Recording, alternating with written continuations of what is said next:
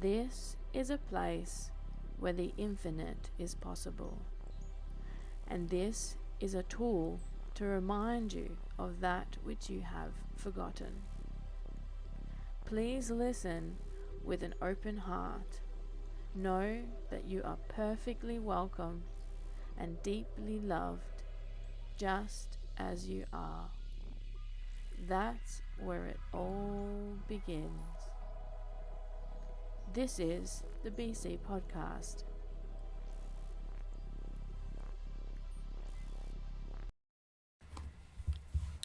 Oh shit! Hey, it's been a while. How you doing? Oh, I'm sorry. I'm just wanting to apologize to anyone who listens, all of my guests. It's been a while. Hey, so I would have made an apology podcast solo before this, and so I won't keep apologizing, but yeah, if you listen to that one, then you'll know why I have taken what feels like almost a year off. When was this podcast recorded? I didn't write the date. It'll be there somewhere, but it's probably close to a year. So it's going to be interesting listening back. I haven't listened back yet. I'm doing the intro beforehand. And we've both changed a lot, and I think this one I was really, I broke down right afterwards. Should I say that? Yeah, I don't care anymore. Yeah, I was just really overwhelmed with life, and hopefully the podcast is okay. But anyway, I love this woman, Katie. She has such huge energy, like you feel it in her podcast. So she has her own podcast called Real Rebel Podcast. I'll link everything. And she somehow finds a way to tap into this huge magic, and her little web of podcast love flows out into the cyberspace world and just fucking hits you. And I have gotten so much healing from her conversations. I adore her solo podcasts, and she's like a big warm hug. She just keeps getting better and better, and she keeps taking time for herself and tuning in and working out when it's time to step back and shed some more layers and go deeper, and then reevaluates and comes back like a fucking flaming phoenix every time. So it was my absolute pleasure to have her on the podcast. I hope you enjoy.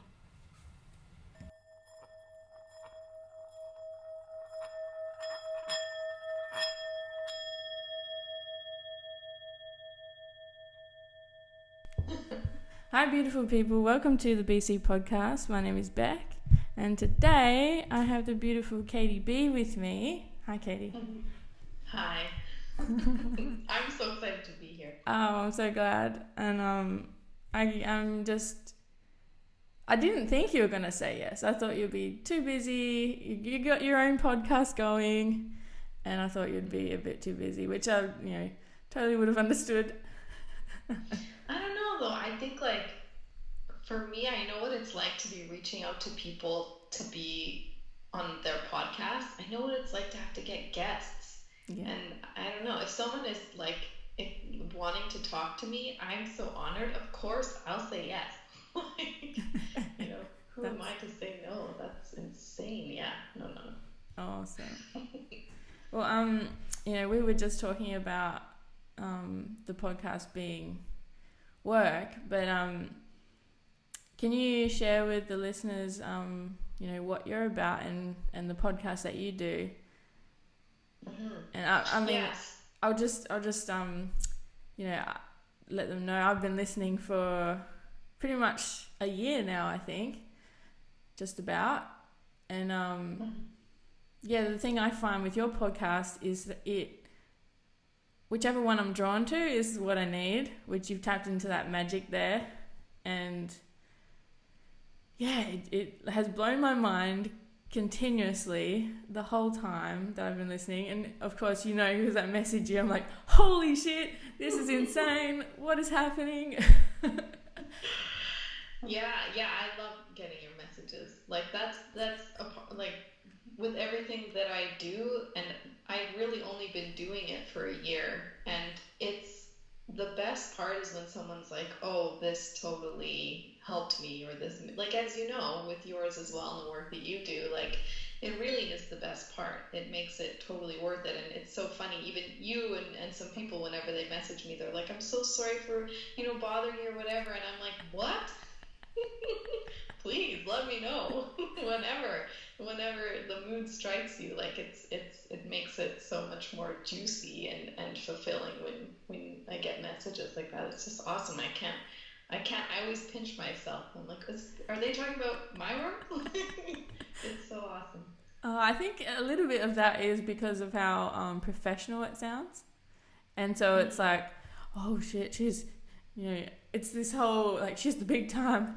I don't know if she's like sick of these messages yet, or, does she get that? We assume you get them all the time. And like, mm, I know for myself that I really love when things hit home for people. So I definitely try and make an effort to let people know, even like reviews for services and like complimenting people just as you're going about your day. If something really, really made you think about that person, like, wow, you're doing a really fucking good job. Like, what the fuck? I'm gonna tell you mm. because you probably haven't fucking heard it, you know. But yeah, Yeah, so yeah, that's the truth. I think we think that people don't hear it or they don't want to or they don't want to be bothered, but there's a mosquito. But I think that is it's so important. Like it's so important to if something has affected you in a good way, to let the person know mm, because even I did an interview with Lee Harris and at the end, when the conversation had stopped being recorded, I was like, I just want to let you know your energy updates are incredible. Like I listen to them sometimes like 20 times a month if it's a really rough month and I need a reminder that like everything's okay. And he was like, "Oh, thanks so much for He was so appreciative, and I was shocked because he's pretty big nuggets, and I was like, oh, I can't believe he's so appreciative. But he's like, no, this is huge because, you could put out work there and you won't hear from 99% of the people that it's affected.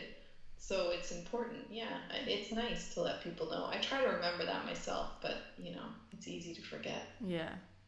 So Yeah. in your own words, why are you doing the podcast? What do your rebel cause? Yeah. Good question. I'm doing it because it needs to come out of me before I die. That's like in its most simplest form. It's very much it's been in me since I was a kid, and it's been pulling me, and now I'm finally big enough to actually put it out there in the world. And yeah, I remember before I started it, I was talking to my mentor, and I was so frustrated because I had this thing within me. And I was like, I just don't, and I was in tears. I was like, I just have so much love to give. I just, it's got to go somewhere, and I need to put it somewhere.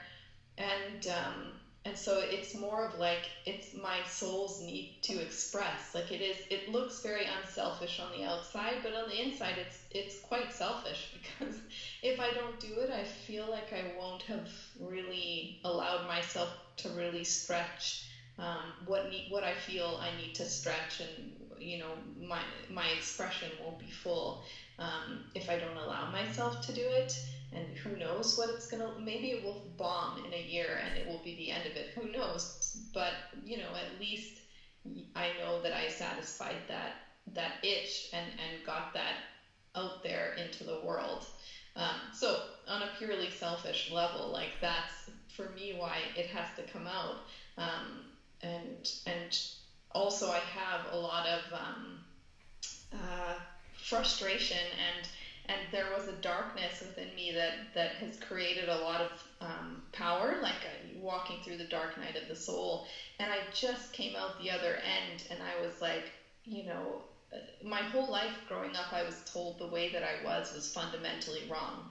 There was always something wrong with me because I was really sensitive and really kind of, I felt everybody and I spoke my truth, and people didn't like it. So I was told over and over again, you're incorrect, stop talking, people don't want to hear what you have to say. And growing up now and realizing the repercussions of people's words on the way that I live my life and my insecurities and all of that, there's this kind of righteous anger, or this anger within me that doesn't want that wants to remind people who have also felt that, which I think is the vast majority of the human race, um, that who they are is totally good, and despite what they've been told, there's just this fire in me to let people know that they're okay as they are.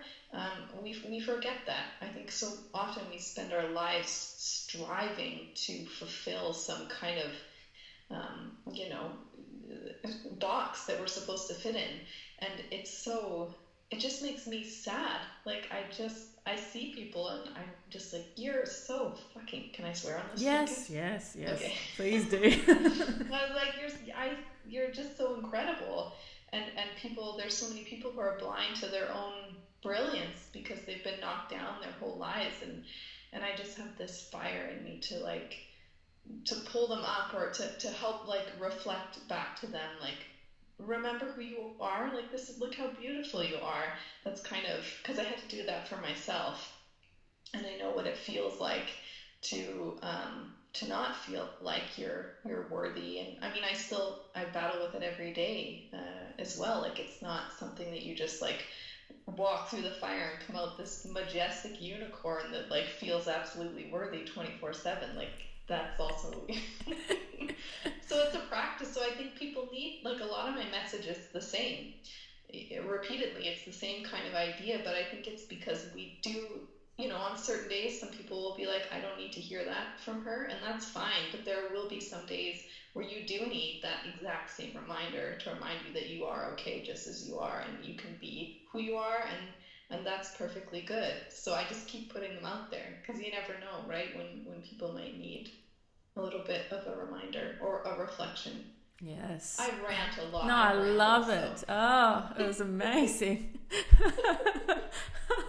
Oh, it's so good. I definitely feel I just turned 30 this year, and Mm, there's been a big like upheaval, and did not even realizing that I had lost who I was. And thinking back to childhood, my self care used to be fucking insane. I would like dedicate Sundays to myself on like when I was like, I don't know, 10 years old from then. And I'd be like moisturizing my skin and mm, sleeping more, and then I'm like, where has that gone? yeah. Where's that person who just knew what I needed? And now I like, yeah, I found myself pushing too hard and dropping everything for everyone else and putting myself like never. And That's such a common thing. yeah, I think, and it took this, like, you say dark night of the soul. I think that's something I went through, and I might be out of it right now. I'm not sure. It's like, because it's so turbulent, and you can just drop back in constantly.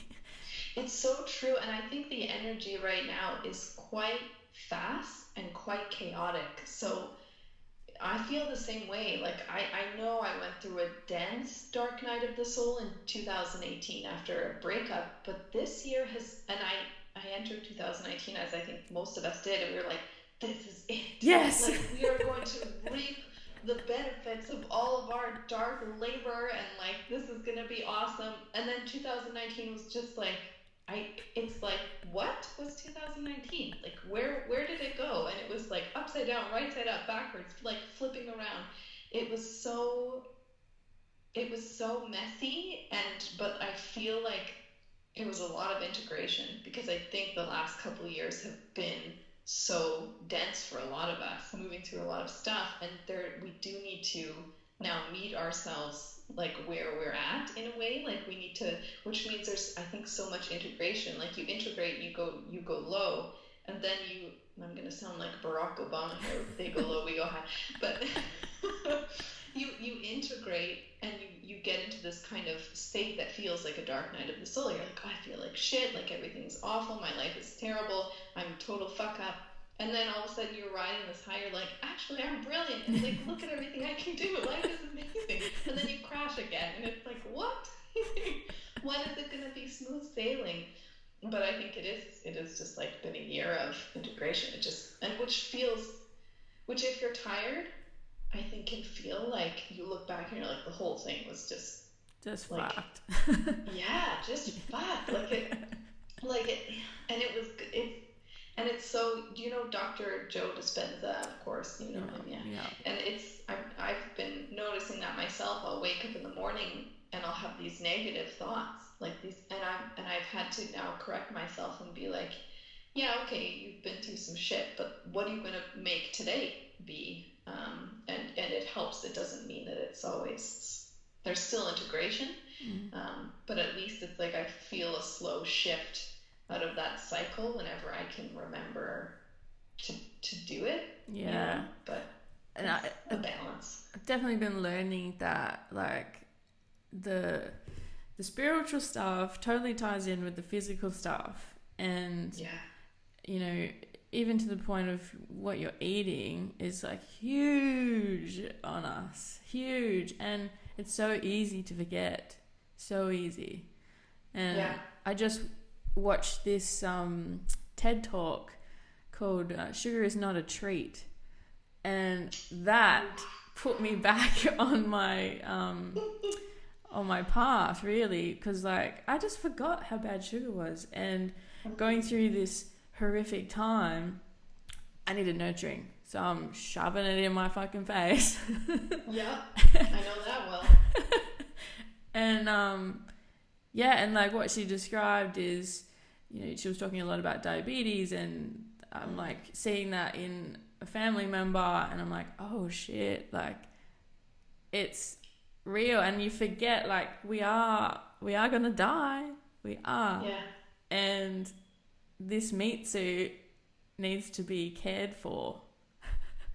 Not. Yeah, I think that's so true. And people who, like you, who resonate so much with that dreamer self, like that self that is super sensitive and like vibing really high, and you can prance around and spend your entire day in La La Land, and then forget that you actually have a human body, Yeah. and you're like, oh. And then I feel like because if you are really sensitive and you're feeling a lot of things and you're not giving yourself enough space to be still and quiet, it's like you're processing the collective conscious energy. It's like you're processing your own shit. You're dealing with things like super bright lights and really loud noises and trauma from your past, and the guy beside you standing there, he's got some shit going on, and now you're feeling, and so it's a lot. It's like a bombardment.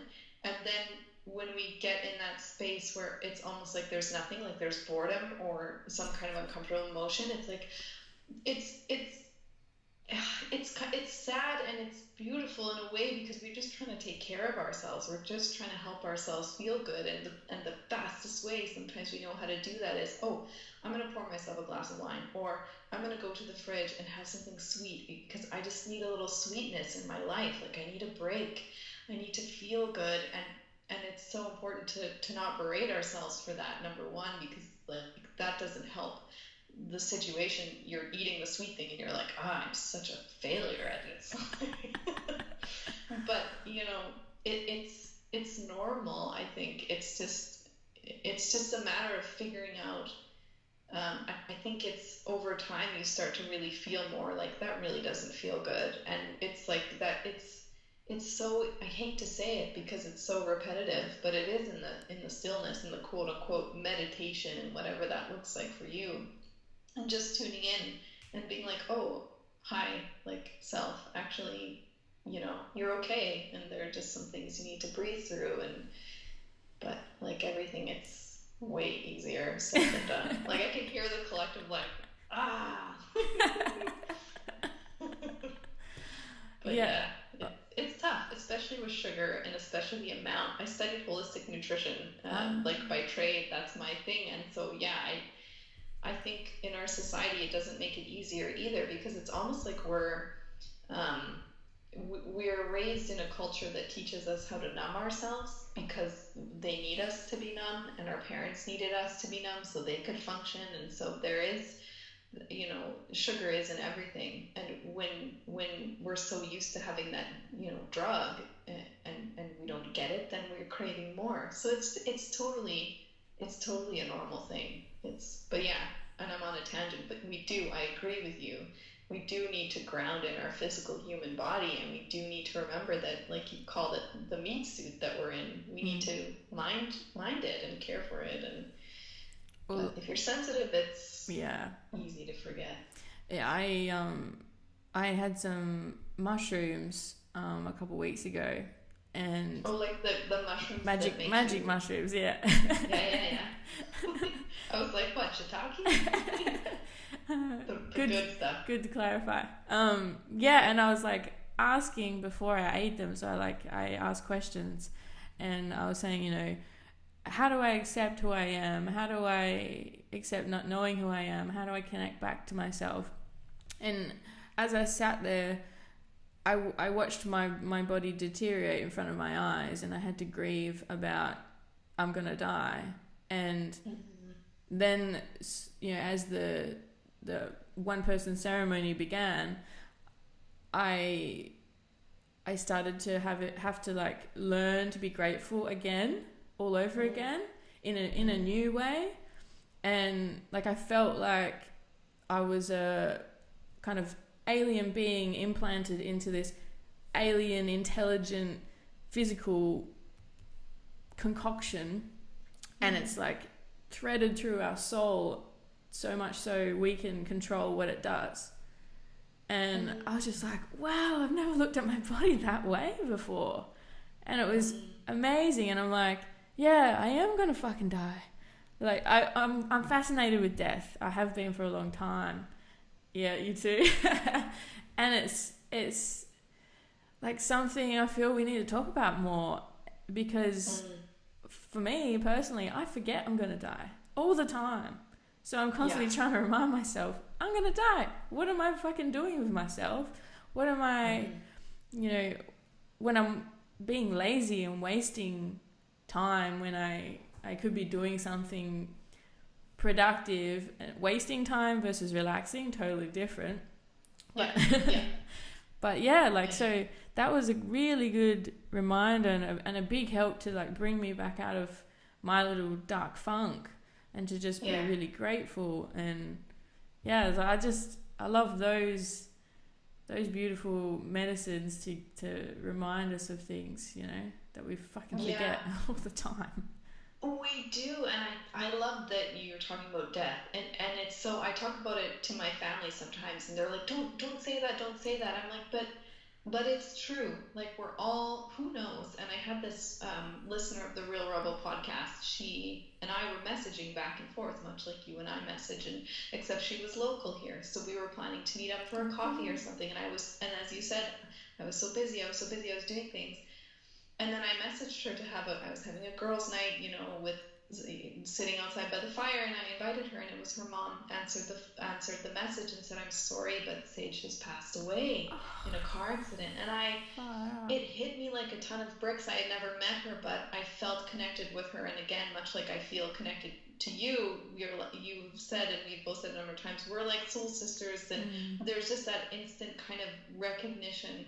And I had a similar thing with her, and I was just weeping for days. And I think it was the realization that, oh, despite me like going for my dreams and building this and doing all of this, I'm actually not stretching as much as I could. And it's not so much the doing, because I think when we get in our mind and we think I should be doing, I should be doing, I should be doing, we contract. It becomes less about joy and pleasure in our life, and it starts to become more about tasks and goals, and we disconnect. And then it's not, and then we're not enjoying the experience, which is the whole point, which, it's so important to enjoy the experience as you go, just regardless of what your living situation is, or what you've achieved, or what, because it is true. It could be tomorrow that is the last day.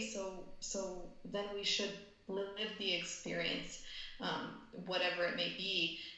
But the part that I think I was sad about was the fact that I've realized lately, it's like I actually don't fully believe in myself yet. And it's sad to me, because I know that I can. Like, I know Yeah. that I can do the things that I want to do. I know that it's there. Like, if you can see it, it's a possibility. It's a reality in some, like, it exists. And so it's like I get frustrated with myself, like, why can't you just get on board with it? Like, come on, lady.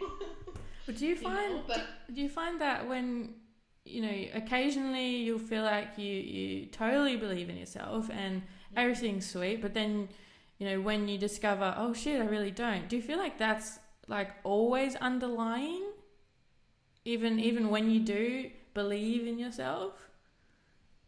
I think that I don't think so. I think that what we experience are flashes of, like, moments of connection to our brilliance. Because, as someone once said to me, and this is so awesome, it really stuck in my mind, was that your soul, like your inner self, your higher self, is never going to speak ill of you, is never going to berate you or shame you or judge you or anything like this. So anytime you hear a voice that is not that, that is not talking to you with love and kindness and acceptance, then it's not truth, and it's not really your soul talking. So I think what we do is we have these moments where we connect with our soul and we see ourselves, and it's wonderful and it's brilliant and we're there. And then we get knocked back, because we either engage with our mind, or we exit, we disconnect, we pull apart from that part of ourselves, and then we just lose connection, and then there we are in the shit again. We're telling ourselves that we can't do it, or that we're flawed in some way. So I think what's underlying actually is that we can do it and that we do believe in it. It's just whether or not we're plugging in. I think it's the darkness that overlays, kind of, Mm. that puts a veil in front of our face of what is actually true. And it's easy to believe that stuff, because that's the story we've been told, right? It's our default, and has been. I hope it's not the case for generations to come. I think it's shifting, but I think these generations are really kind of shifting that, and it's tough work, I think. Yeah, and as the years go on and you start to be more aware of the world, I feel like we can see those waves of generational shifting, because everyone treated us the same, and like Mm-hmm. our parents before that kind of just put up with a lot of it, but maybe they told us we don't have to put up with it, but they didn't quite treat us fully like that yet. And Yeah. now we're ready to tell and treat differently our younger ones, and then the shift continues. But yeah, it's Yeah. it's these big trends of tiny houses and sustainable living and just recycling more and thinking about things outside of ourselves Mm-hmm. is the big shift. There's Mm-hmm. more than just us here. Yeah, well, and I think that all starts with thinking about ourselves. Like, it's one of my mentors, and an incredible woman. I think you know her, Lynette Duncan. Yeah, Yeah, yeah, yeah, Oracle yeah, of Your Soul. yeah, That's, yeah. And she always talks about how everything starts with self-love. Because yeah. if you don't have any respect for yourself, why are you going to then extend any energy and respect your home, your earth? Like, it bleeds out. It all starts with the self. It's like, as you know, that like everything begins there.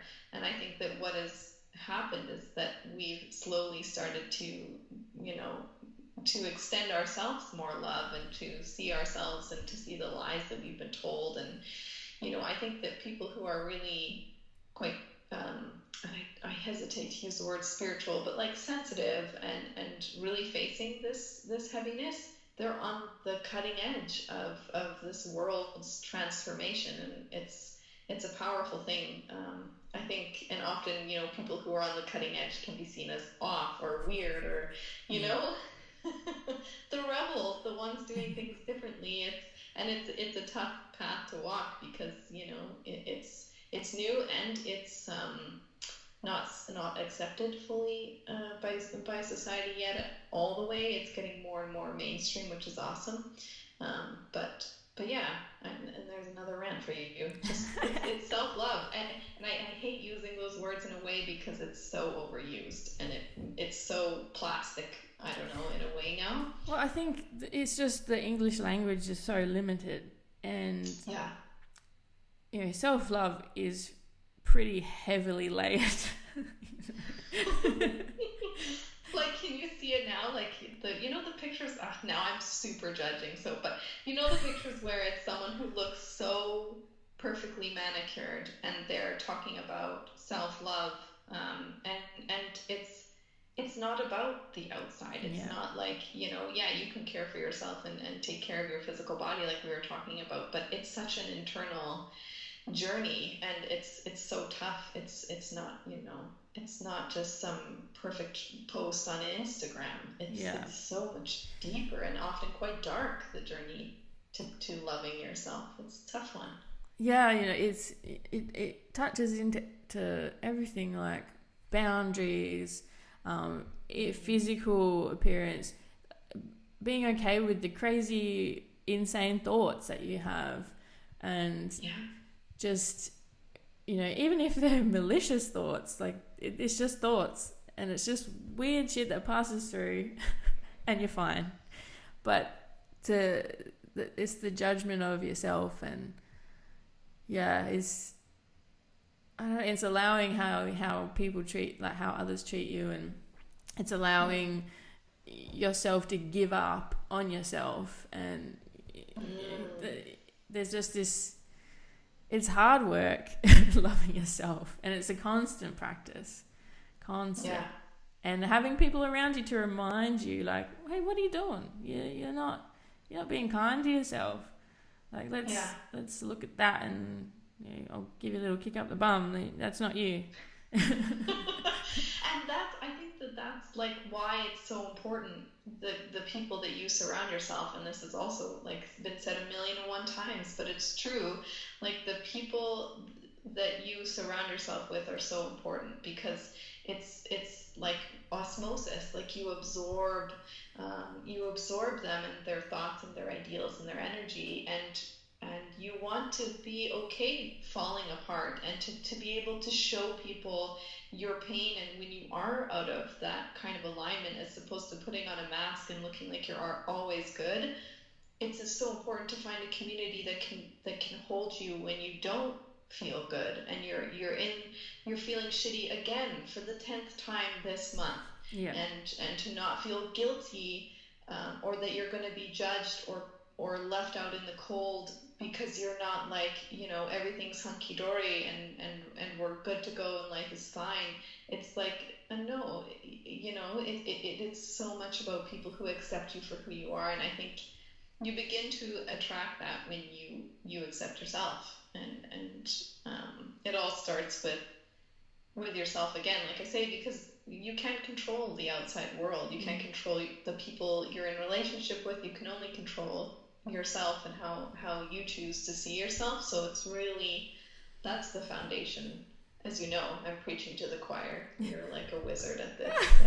no, far from that. I find myself. I definitely get depressed a lot, and I feel like I can't have people in my life who can't handle that. I need people in my life who can see darkness and still love it, you know. Yeah, not be afraid of it. Yeah, because people are, they're Mm-hmm. terrified of it. Like, oh, or they think, it's just going on and on and on forever. Mm-hmm. If you're one of those people, I can't have you in my life. And Yeah, it's a process. Like there's as much light in me as there is dark, and that's and it. there's as much dark as there is light. And Yeah. I think, a lot of people, I don't know, I've been feeling this strength within me to be like, fuck off, everybody, if you can't handle me when I'm a mess. Like, I need people who can handle me when I'm a mess. And it's Yeah. totally fine if you can't, that's fine. But you don't get to experience the good parts of me anymore because I'm Yeah. done. I'm done giving you that as well because it's not fair. Boundaries. But Yeah, it's so true. It's so and it's okay, like you said just there, like it goes sometimes it goes on and on and on, and it's like, so what? yeah, So what? Like you're like you yeah, said, there are so many people who are brought come to this earth and come into this body because they're here to bring light. And someone who is here to bring light, and I just like got shivers saying this, is also going to experience a significant amount of darkness because that's like what's going to strengthen you. That's what's going to give you more power when you do step into your light because you've seen the dark, you've conquered it, you're not afraid of it, you can meet it again.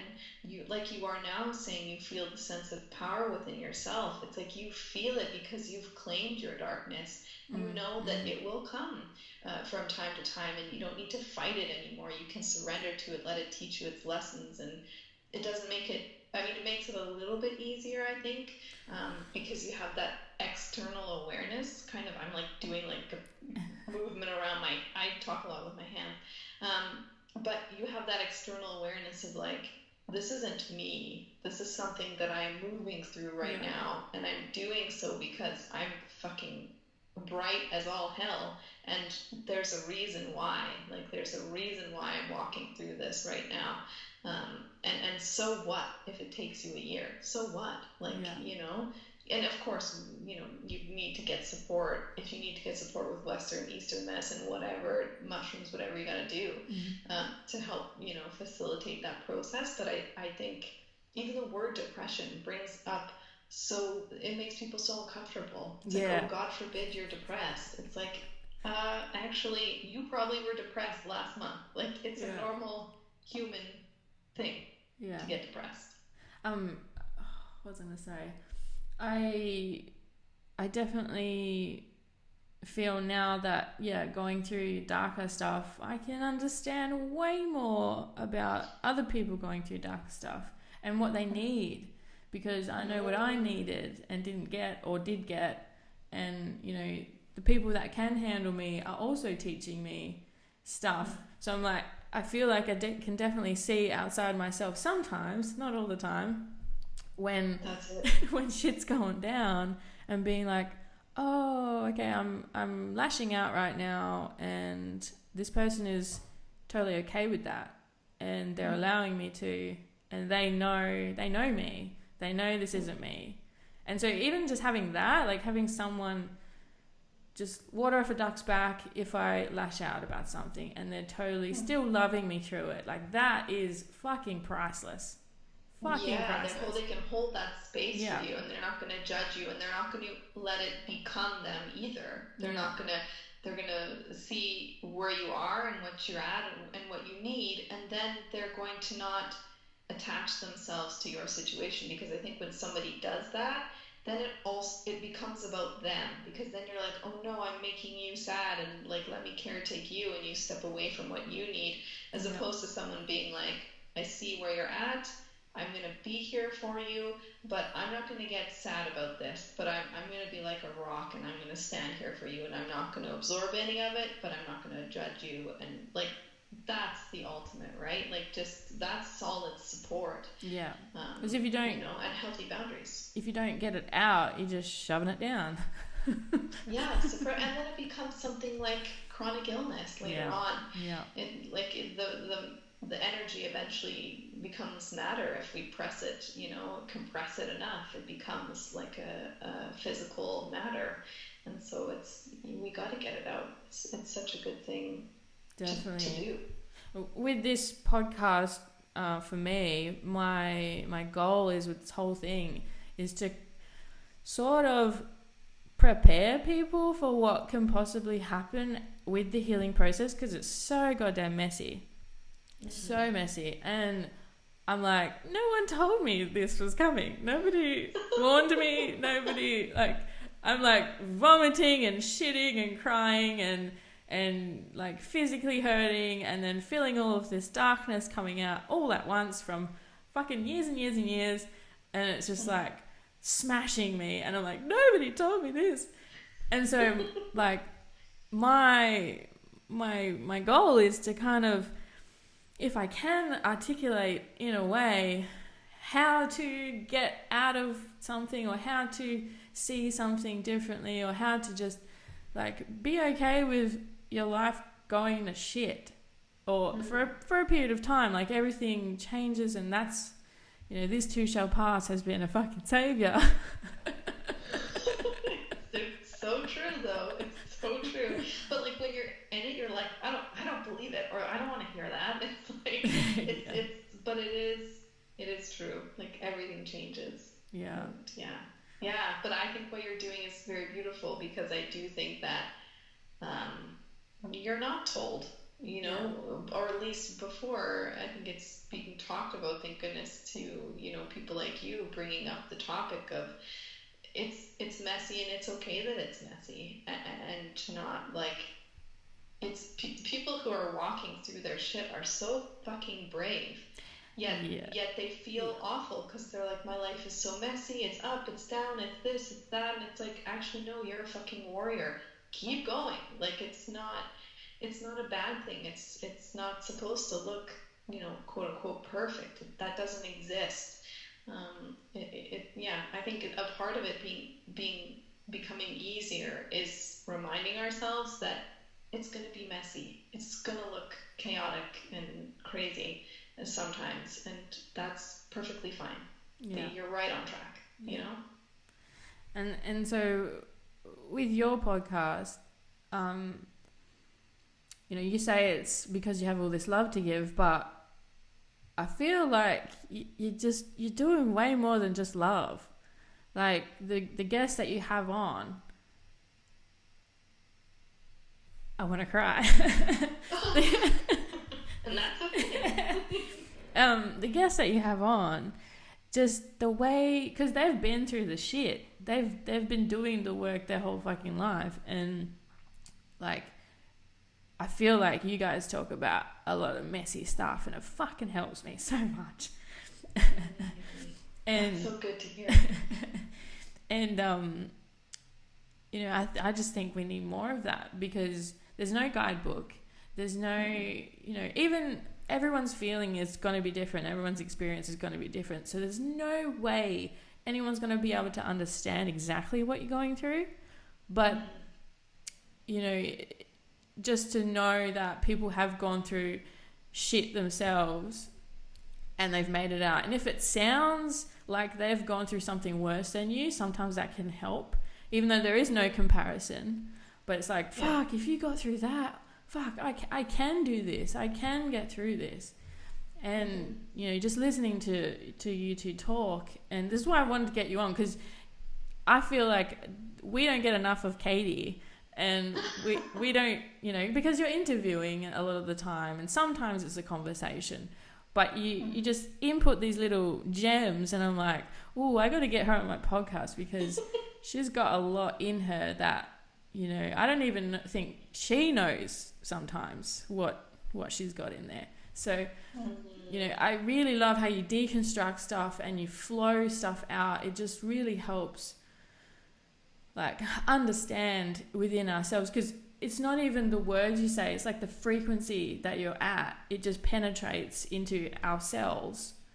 And I know this because I've seen other people's reviews of you as well. They're feeling what I'm feeling, and it's the frequency and the intention, and it's not even the words. Like it's like we're hearing something totally different sometimes, but it might just be one word that triggers that whole big process. Like I'll be listening and driving and I'm like, oh, my whole body's like pulsating. I'm like, oh my god, what's happening to me? But it's like No so way. beautiful.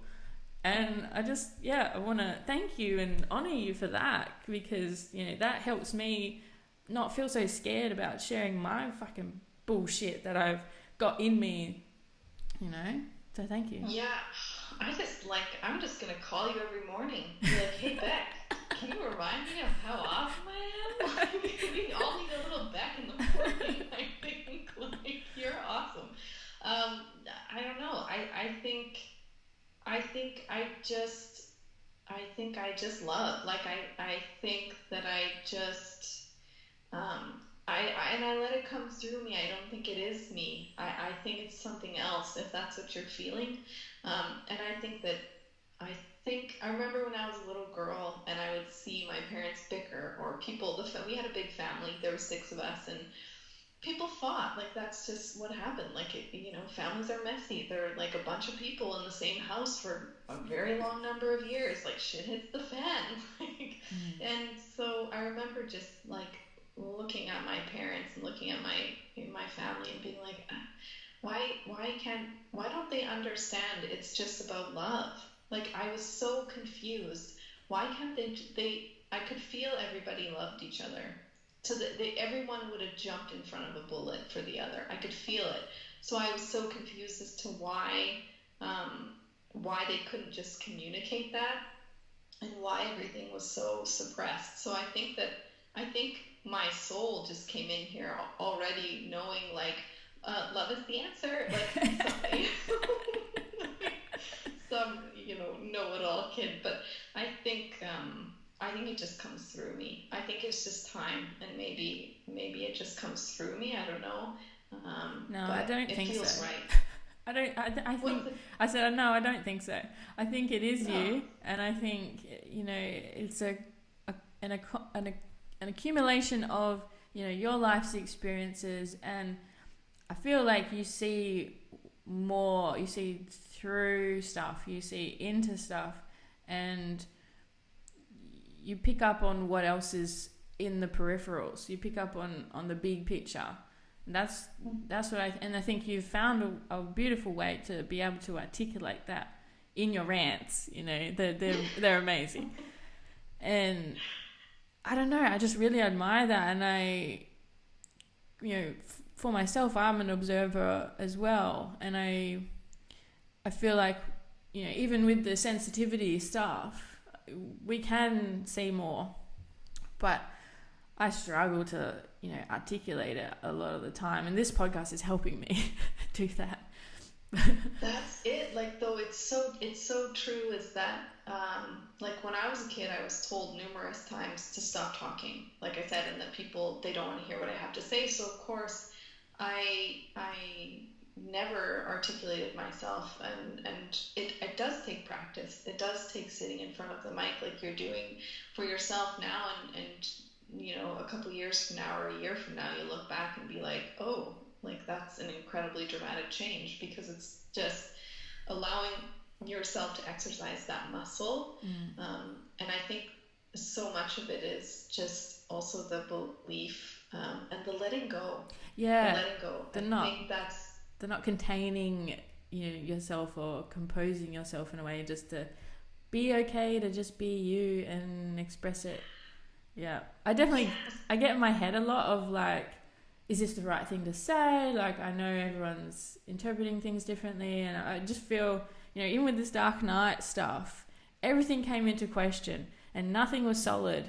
So then I just went on like this whole questioning myself in, well, everything keeps changing. I can't trust anything. So how can I trust myself?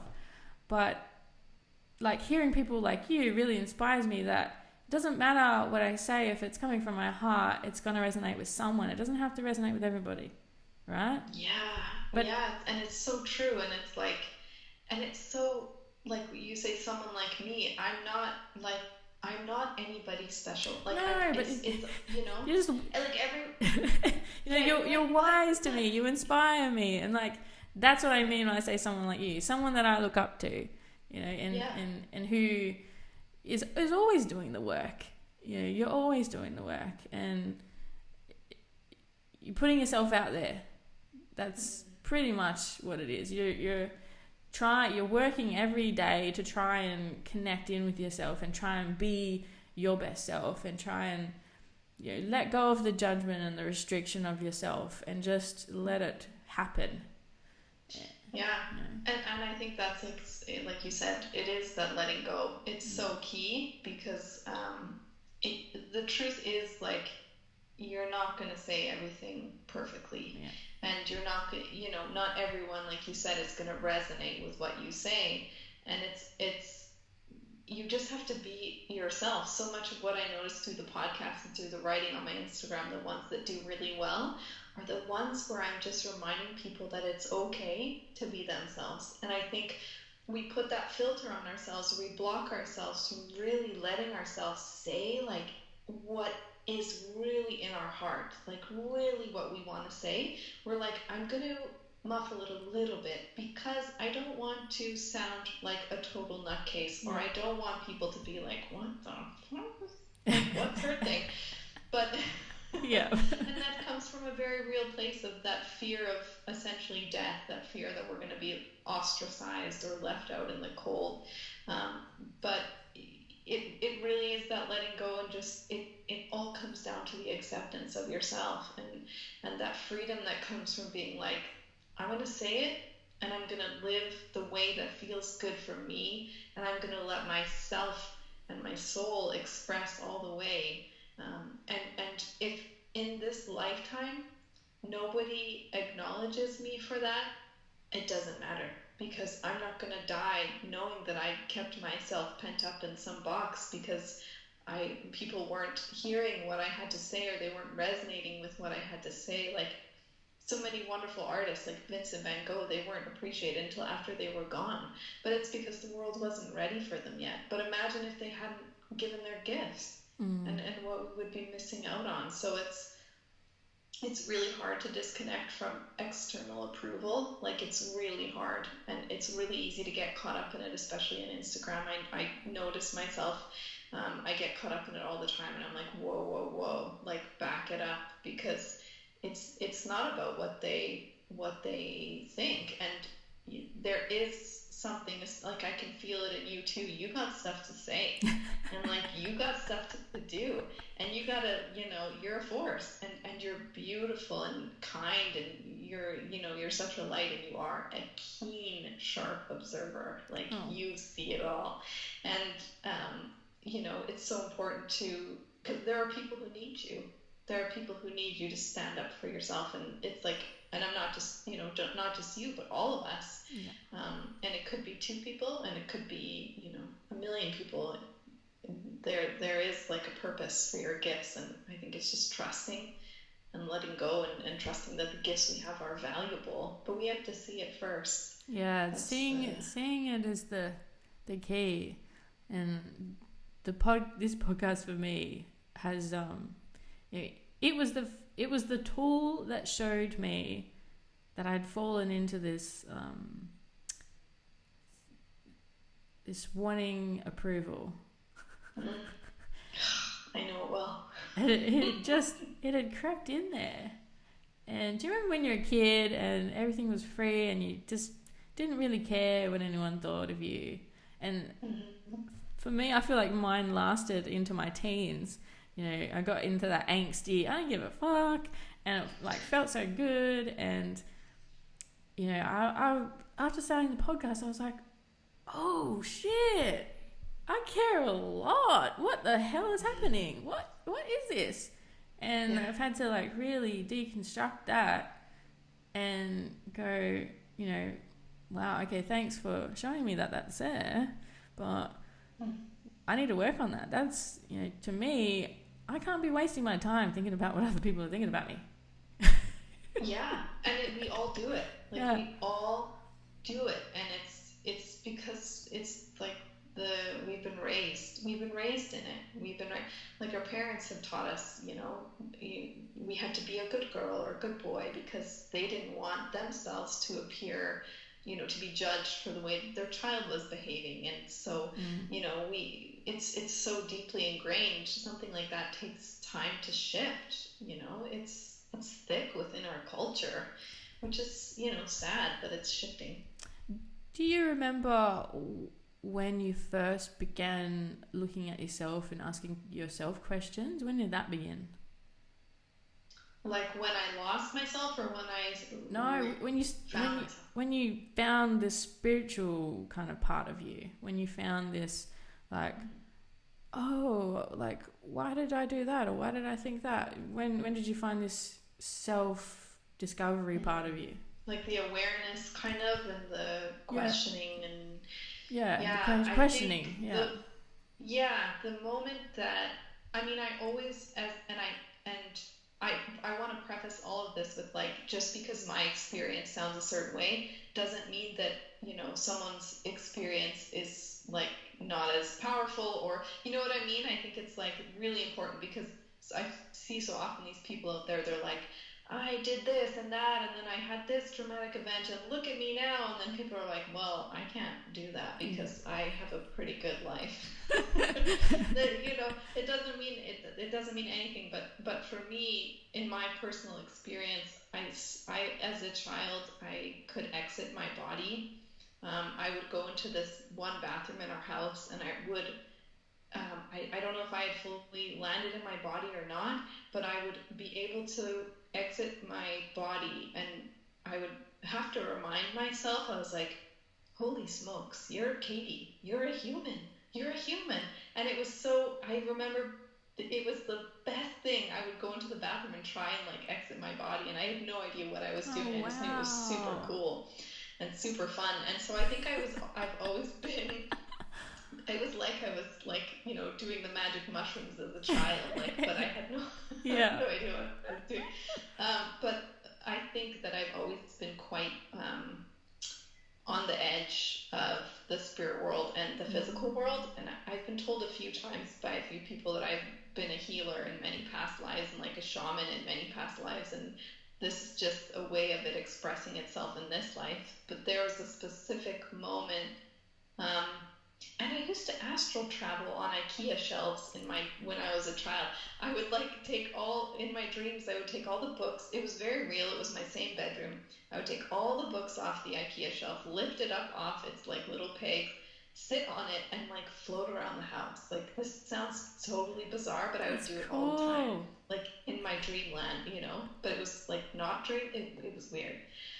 But yeah, to answer your question, there was one moment I remember I was sitting in, I think it was grade four. It was Mrs. Green, her class, and I remember sitting in my desk and having this feeling like, oh, I'm, I had this awareness that I was leaving myself, like my child self was, and that innocence and that love for myself and that belief that anything could happen, that wild connected part of myself.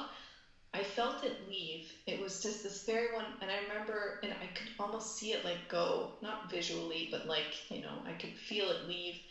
And I remember saying to myself, you gotta remember to go get yourself. I knew that I was about to walk down a really long journey of becoming a teen and an adult, and an older kid, and so on and so on. And I knew because I saw the adults around me that they had forgotten who they were, and they had forgotten themselves. And I just really was like, you have to, you must remember to go get yourself once you've walked through this path. And I think that was the beginning of kind of this awareness. And then I think I lost it for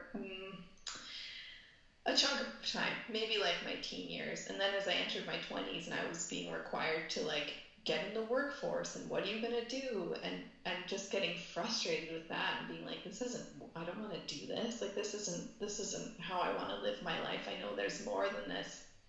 And then that around, I don't know, like 22, 23, I started to have questions about how I could get myself back to that place, that child self, to that where I knew I kind of left myself, to get myself back, to remembering who I was, because I had remembered that I needed to do that, and it was the right time. So I don't know if that answers your question, but Wow, that's that's kind of like cool. it left and then it came back, and it was more like, I would say it really started happening in 2012 was when I think I fully woke up. But it was a long time coming. But I think a lot of people woke up in 2012. There was like something with the Mayan calendar. I don't Mm, know. mm. But anyway, that sounds super wonky, but that's the No, absolute truth. that's cool. Love that. I like as you were talking, I was, you know, having memories come back as well about my childhood, Hmm. and like you forget how connected you were as a child. It's just immediate. Yeah. Yeah. Yeah. You don't question it. You Yeah. don't question it. Like you're so like Santa Claus? Oh yeah, for sure. And I used to believe that like dinosaur. I was like, it is gonna be so scary if I open my window one day and there's a big dinosaur eye blinking back at me. And I was terrified to open the blinds every morning because I was sure there was gonna be a dinosaur there. I was confident that they were coming back. And this is the connectedness and the freedom of the mind of a child, and I think that's why we hadn't been, our minds hadn't been molded to fit the box that we're supposed to function in this society. Mm. We hadn't been molded yet. We were free and free to, feel and think and imagine whatever we wanted. And then I think so many people now, like the work you're doing, and me as well, is like getting back to that place of believing. But we've been conditioned for so many years, it is quite difficult to even just believe in something as real as yourself.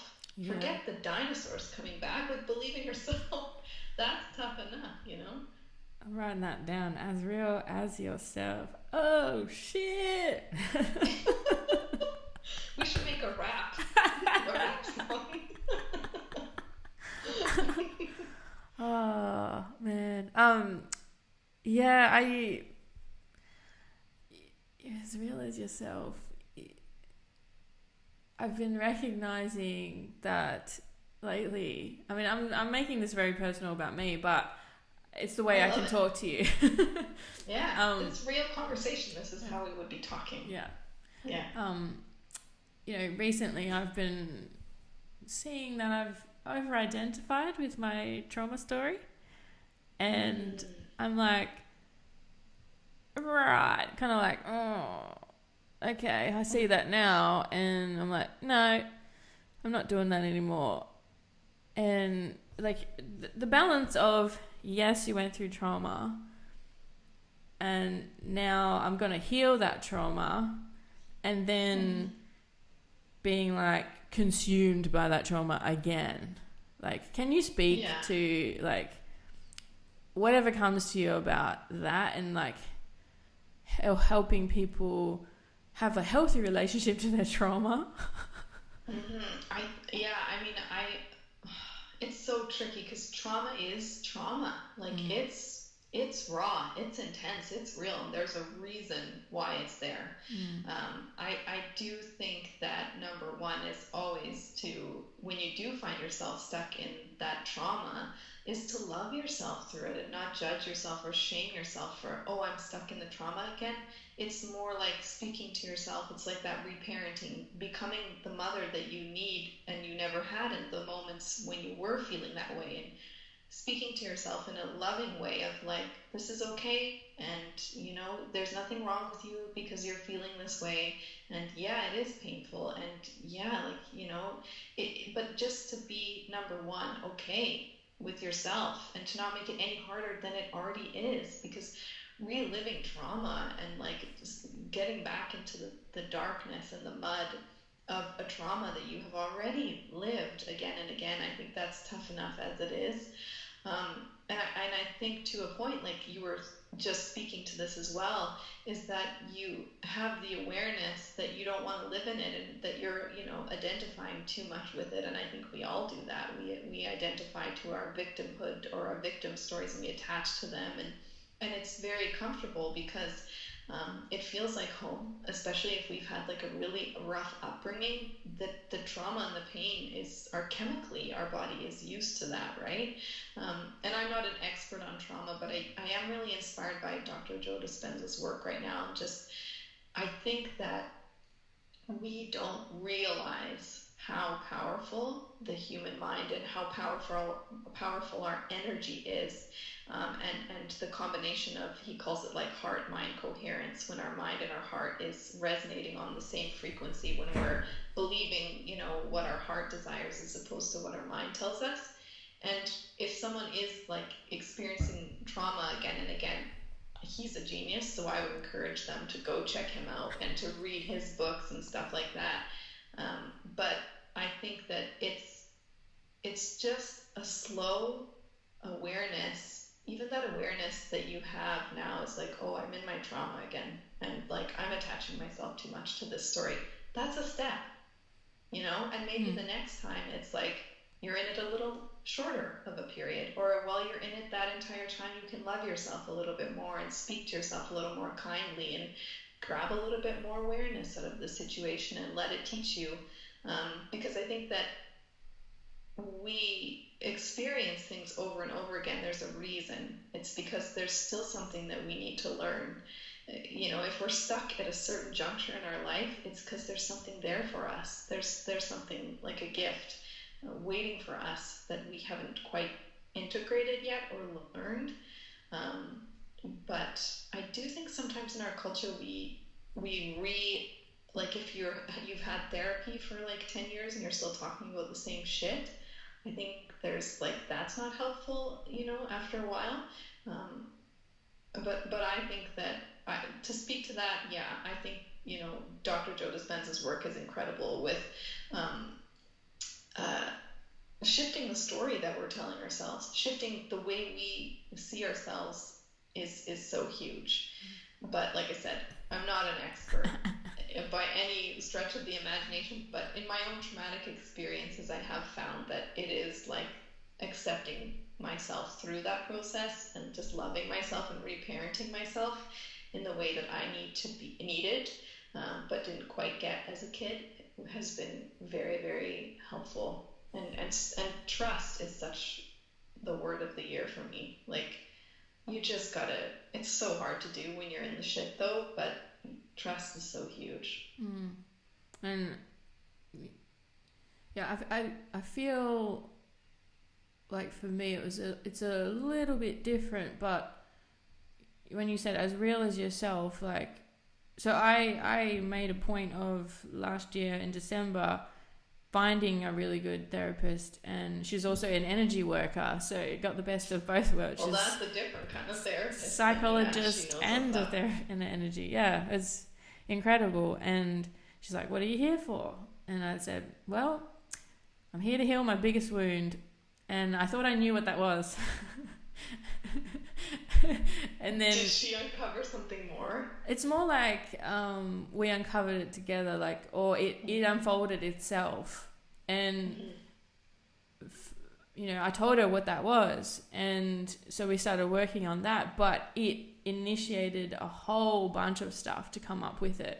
And so, like, I feel like being determined, I'm going to heal this, like thinking there's going to be an end date, which I had a podcast with Nanice Ellis that I'm yet to release, and she said there is an end date. You can heal from your trauma. And I was like, really? I don't know about that. You're like, I don't see any light at the end of this tunnel. Yeah, I'm like, I'm going to keep healing until I fucking die. But, having it, like, that was my mission for 2019, is to finally heal that fucking shit from way back then. And I just became consumed in it. Like, the mission is to heal it. So I was constantly looking at it. And I don't feel like victim is the right word. Like, there was just a lot of pain. Like, I just had to feel a lot of pain, and I really don't feel like I was being the victim. I definitely asked myself all the time to check, am I being the victim here? What am I doing to myself? But it was just all this pain coming up. And I felt like, that's why in my mushroom journey, the questions were like, who am I? How do I accept not knowing if I'm not meant to know? And how do I connect to myself again? Because I feel like I just got fucking consumed into that trauma and sucked in that vortex. And now I just need a fucking break. Yeah, well, that's it though. It's like, and I don't think you were attaching to. I think some people attach to the victim Yeah, story. I don't think that. I Yeah, I don't had think that you people. were. I think that of course, though, of course, No. you were consumed in it if you brought it up. Like, it's so. But yeah, I want to, kind of find a way to articulate to people that that's possible to do, like tackle a thing that you want to tackle without being consumed in it. Yeah, yeah.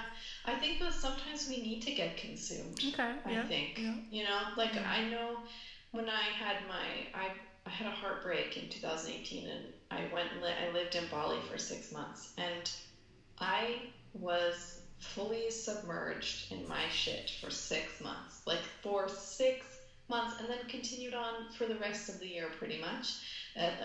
For I think it was maybe about 10 months, I was consumed by my stuff, and I think it was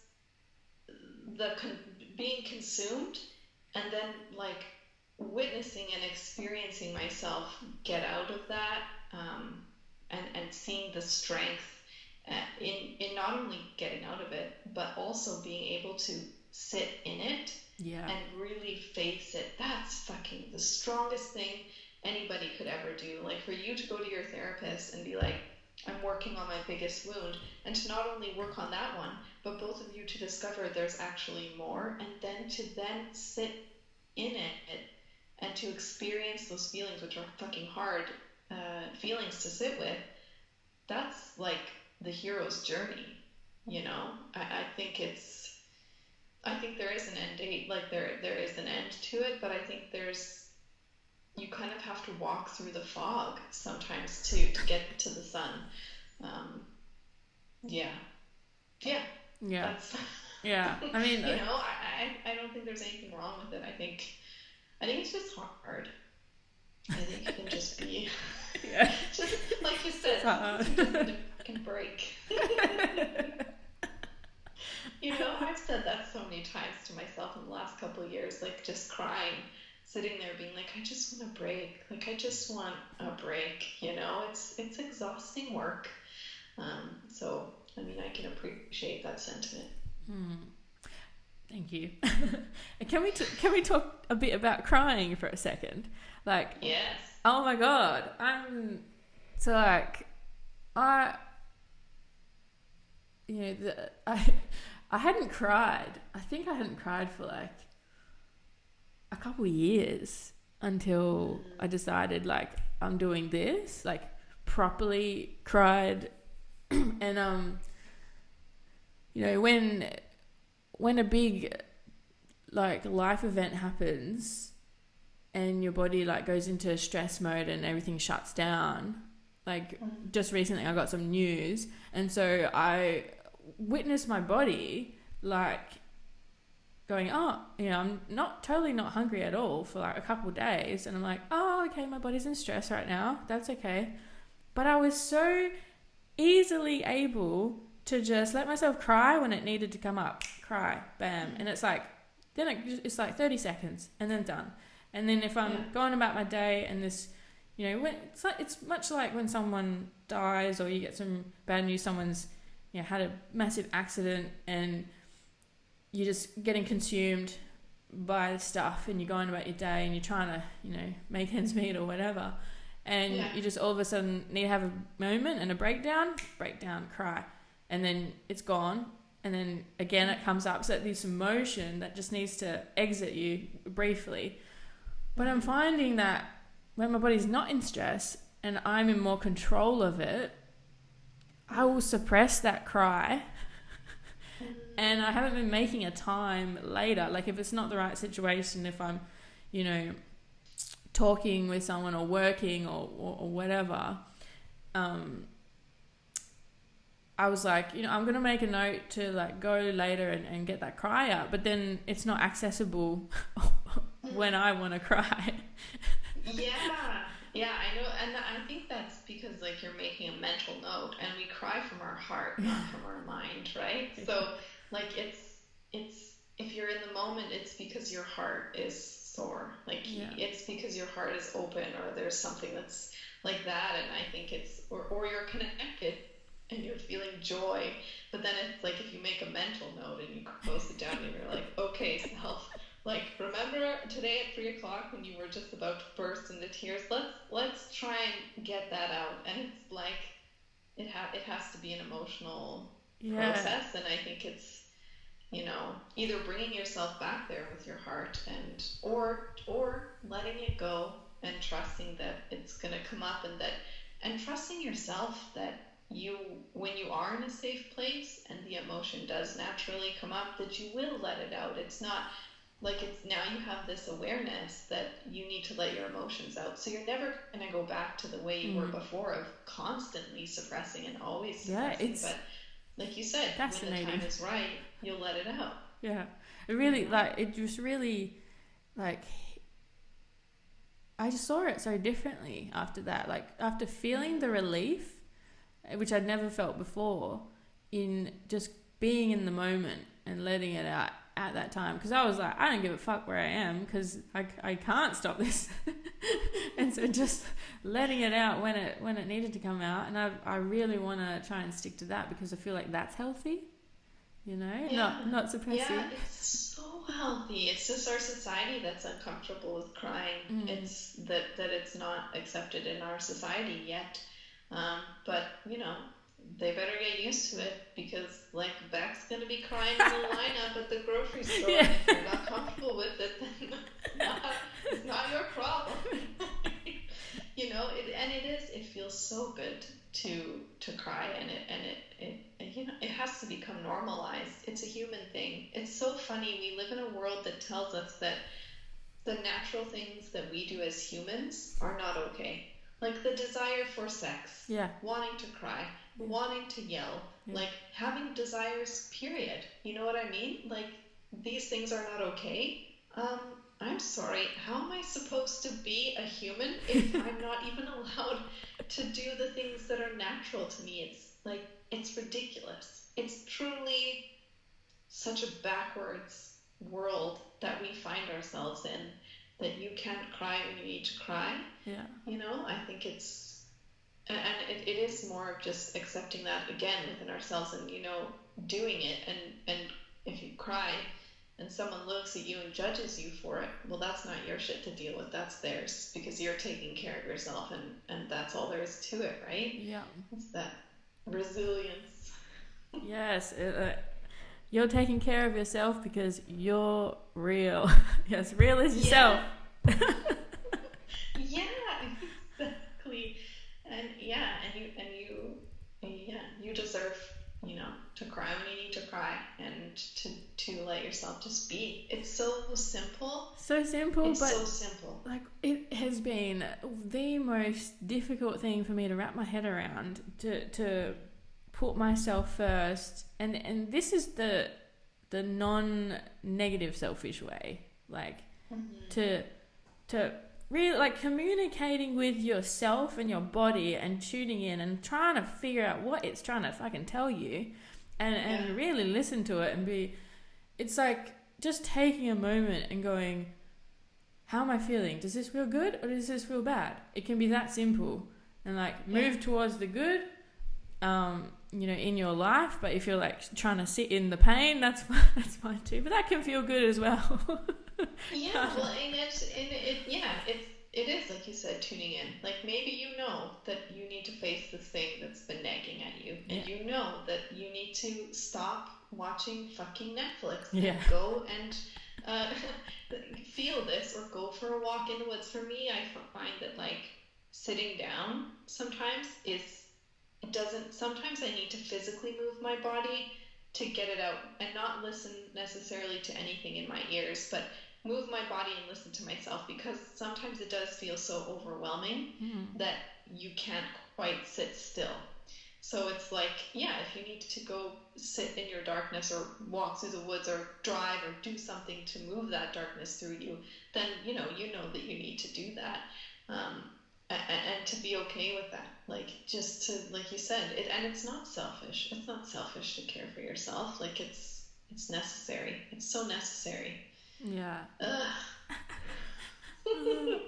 I've been trying to like, I don't know. I'm just kind of baffled by how much of this stuff is so subconscious and unconscious as well. Like, not realizing stuff's creeping in when I feel like I used to be way more perceptive, and for whatever reason that stopped, and it's a bit more work now.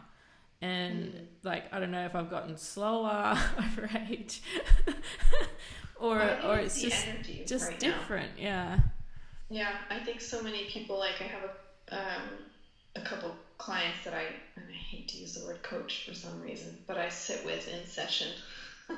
And every single one of them is like, I can't move right now. Like I don't like it feels like things have become slower and like a little bit shut off and disconnected. And even though and you have this awareness, and you know that you need to, that being in this connected place is the answer or whatever. But I think sometimes it's just a collective situation, and we're all just in the same boat, and we have to just. I found such relief when the other day I put a post on this. I was like, fuck it.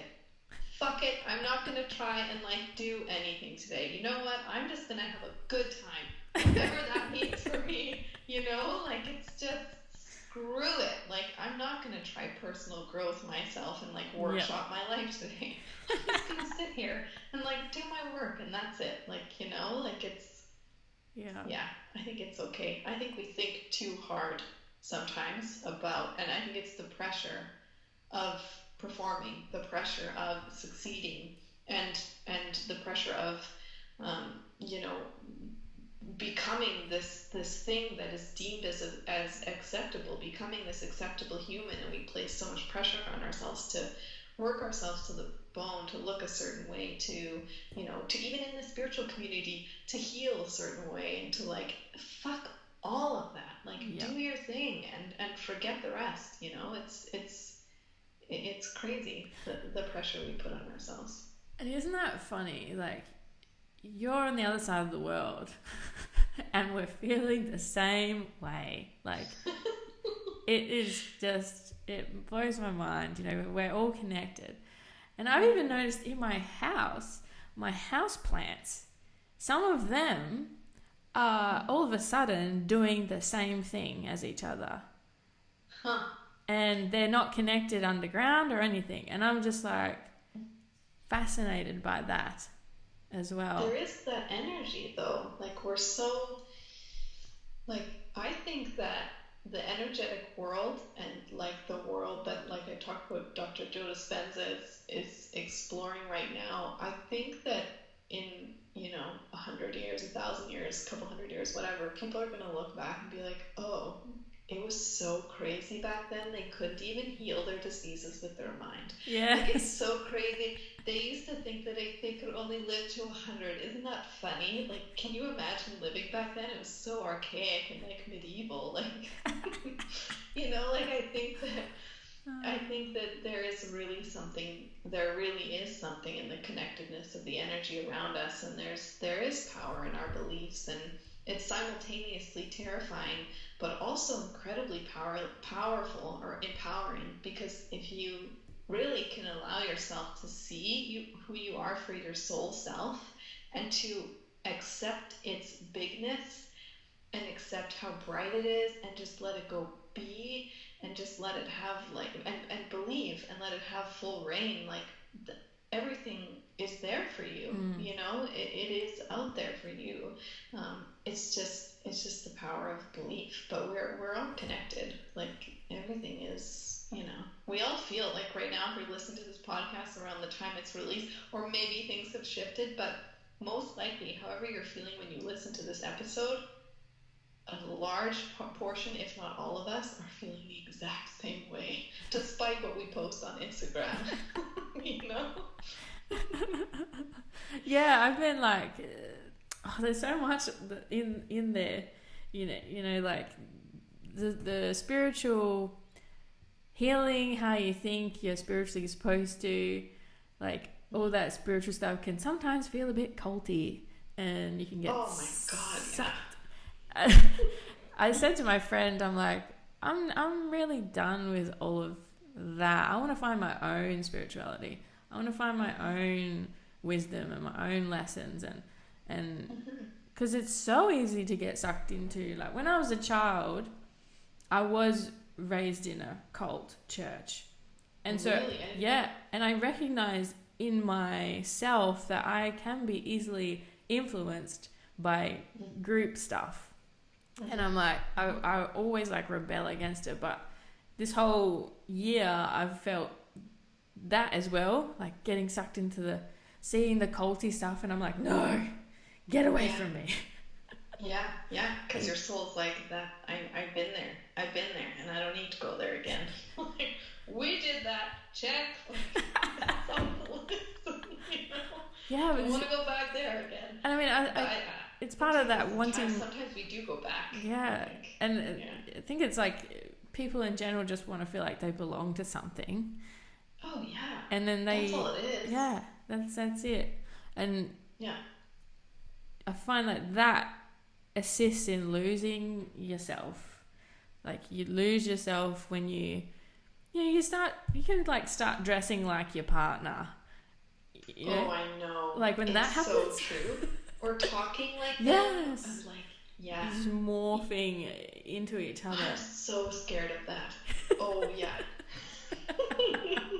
I'm terrified of that because as far as relationships like go for me, my one of my biggest struggles was adapting my dreams to theirs and Yep. Yep. becoming them and losing my power. I was single for the last year and a bit, and holy fucking shit, I met myself on this level. I didn't even know that version of myself existed. I was like, shit, who is this woman? She is like a force, because I didn't have that influence, or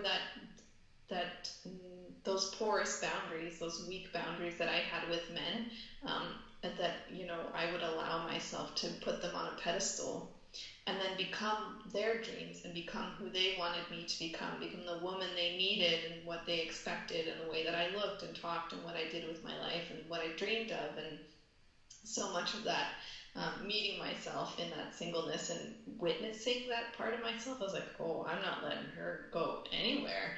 But of course, as I'm in a new relationship now, it's scary because it's like that same thing. It's like what you had with your cult, and you see it, and you're like, I know I don't want to do that again. Like I don't want to enter that spiritual dogma, and yeah, none of that. And it's the same thing. It can be translated to anything, like career, relationships, or whatever.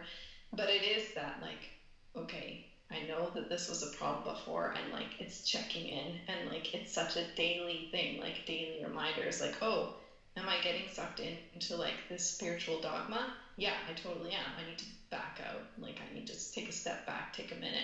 And it's the same thing in this relationship. I've noticed I'm like, oh shit, I totally just structured my entire week around this man.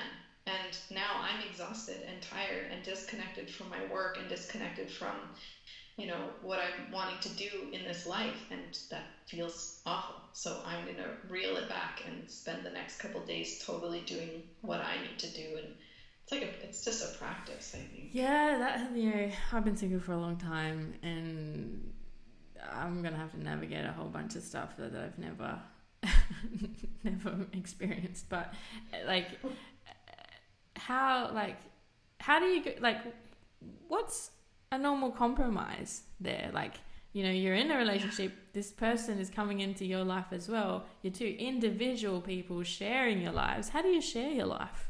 with someone and not That's lose yourself? I think that's such a good question. And that is, someone said something recently, and it was like, everyone's familiar by this point, or most people, with like, it takes two whole people to make a relationship. There's this really good book, what is it, Attached, and is a really great book talking about attachment styles, and then also Codependent No More, which I think is very much like, if you feel someone is going to complete you, or you attach yourself to their dreams because you haven't established that wholeness, that fullness within yourself, and that connection with yourself. I think it's very easy to blend in with someone. But someone said something once, that it was like, you have your two whole people, and you have to envision it as like yourself, the partner, whoever it is, and now you have this garden in front of you that's the relationship. And you each have to garden, you each have to tend to it. If you care for it, if it's a priority, you take turns watering it. You know, this is going to sound racy, but like, you fertilize it. But you get it, right? Like, it's its own separate entity, so it doesn't become either of you. And there will be a certain amount of compromise. I think it's just really so by the moment. It's like, it's checking in with yourself, and like, knowing that the universe is abundant, and you're worthy of all those things that you desire in a partner, all those things that you desire in a relationship. You're 100% worthy of them. There's no question there.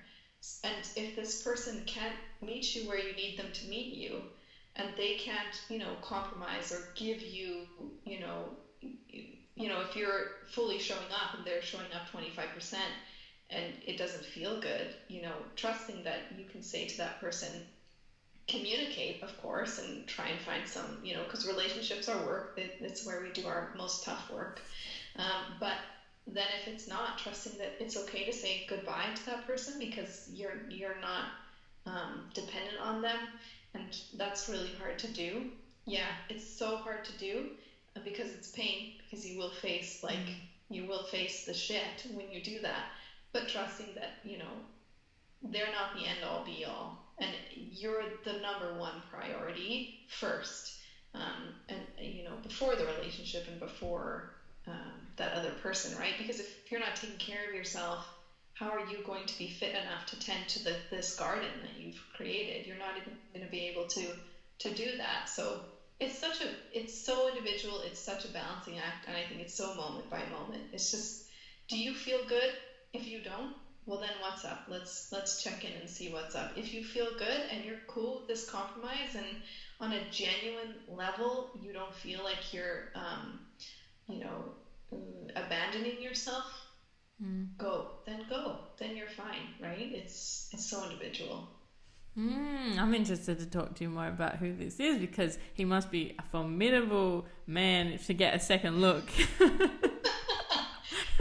I call him a unicorn, yeah. He's a very special man, I think. Yeah, because entering this relationship, I did a lot of dating, and before I entered this relationship, and I was so careful to catch myself, and I can see it, I'm not perfect still, like, I'm not even, it's a learning experience, um, because there's so much of my past around men, and just what I had seen, the relationship between a man and a woman, and that dynamic, and for me, like, it wasn't necessarily the healthiest, and so just to try and cope with that, and like to cope with the ingrained beliefs I have around what a relationship is supposed to look like. Um, but this guy is an awesome guy, but he's also not perfect, and I see that as well, and I accept those things, that because I would hope that someone would see me and be okay with all the parts of me that aren't perfect as well. Um, but yeah, he's a good human. I'm happy, so. Good. And do you need to go soon, or are you happy to keep chatting? I mean, I'm having an incredible time with you. Me too. I feel like we could just like go on until midnight, but Yeah. I mean, yeah, whatever whatever you feel. Okay, I want to be selfish and talk more. Okay, cool. Okay, go.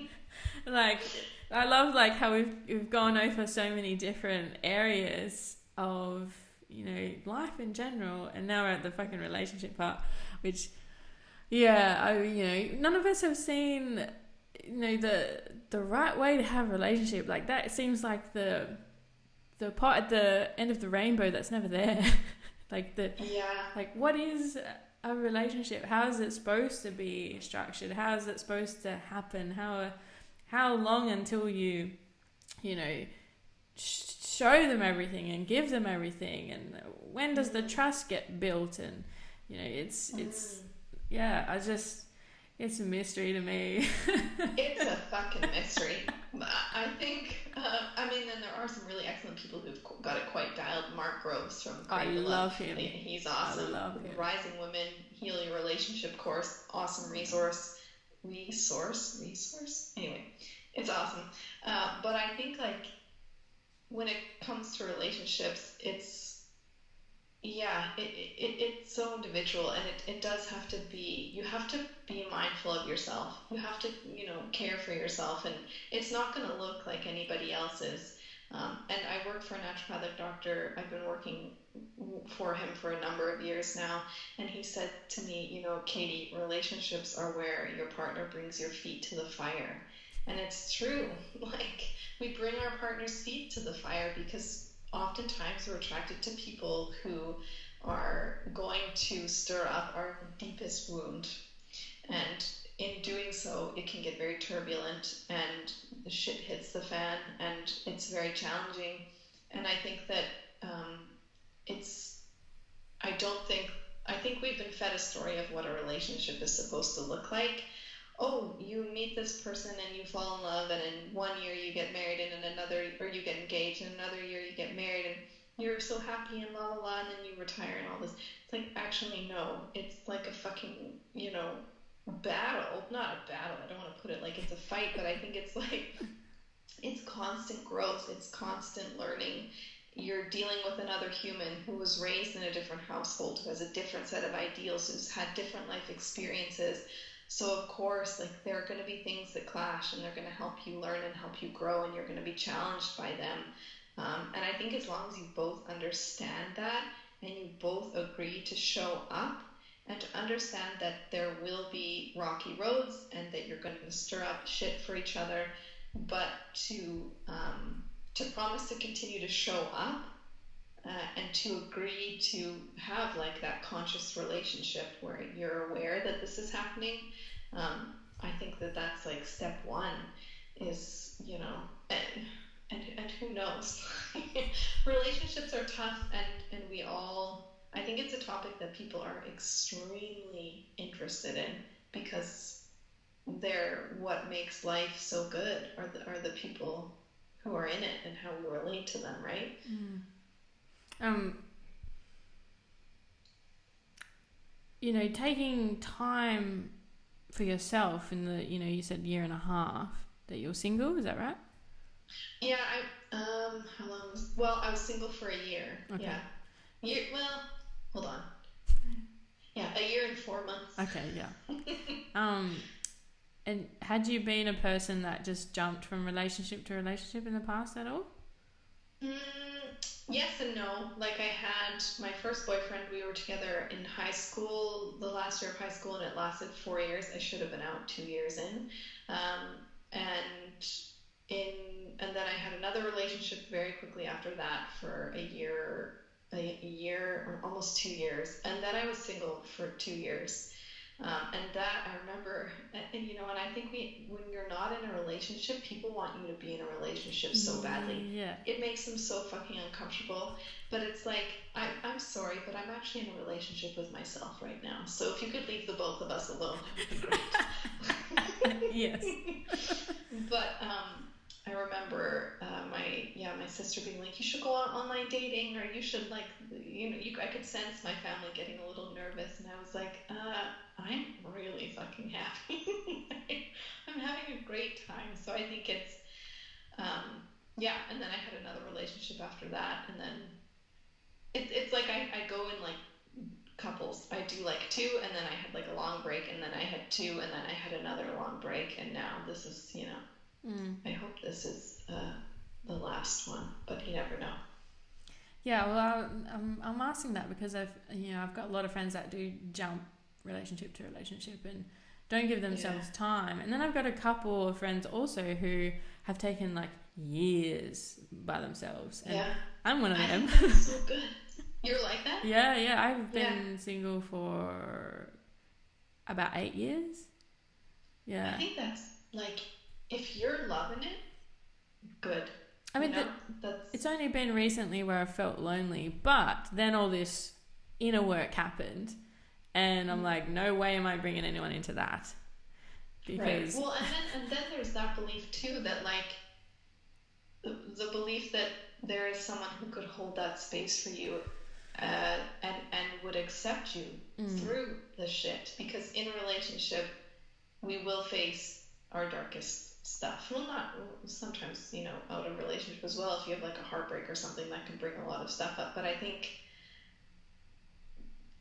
it's to believe you're worthy of someone standing with you when you're in your shit, and like mm, to find someone who sees that and is not afraid of it. And I think that's um, where it's people who need to see that in themselves in order to be able to hold the space for it. Like they need to accept in themselves that sometimes they get mad or depressed, if they want to also hold space for their partner who gets mad and depressed or sad or whatever sometimes.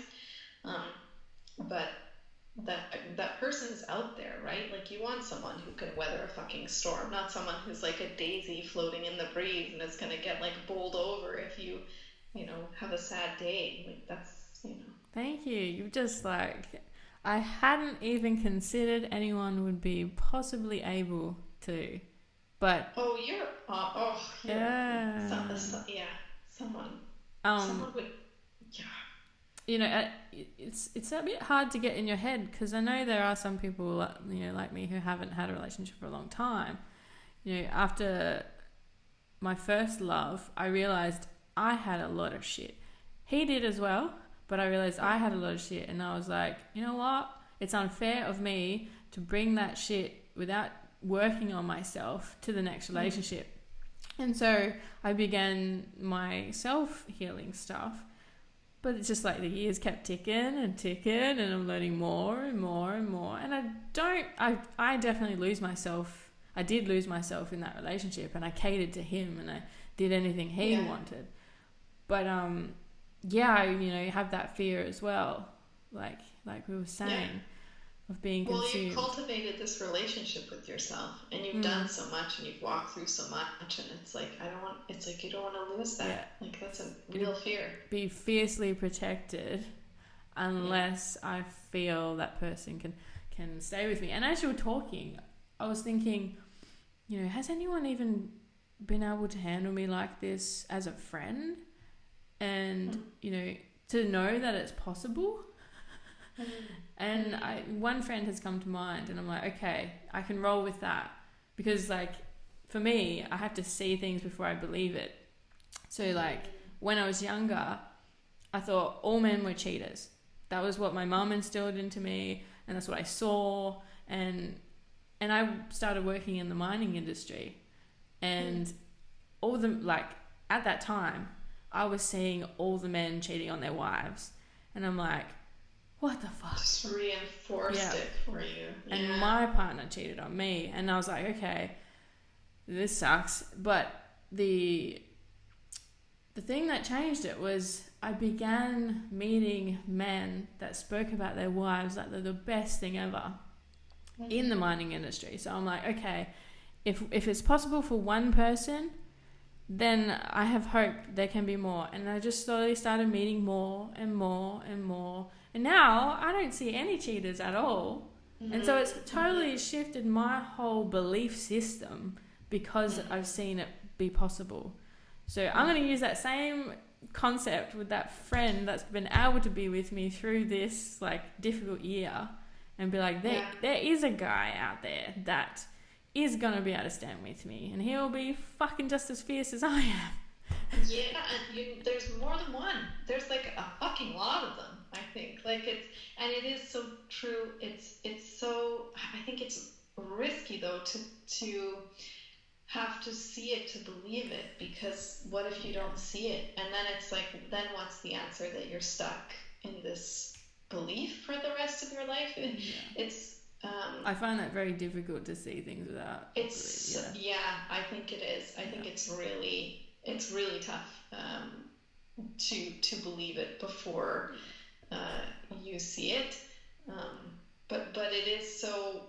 We all are energy. Like we were talking about the plants in your apartment, and just how we're on the same vibes, and we're on the other side of the world right now. It's like dark in here, and it's super bright where you are. Um, but it is the energy. It's your vibration, and you were talking about my vibration, and it's the same thing. It's like if you're putting out the vibration, and it's a real thing, Mm.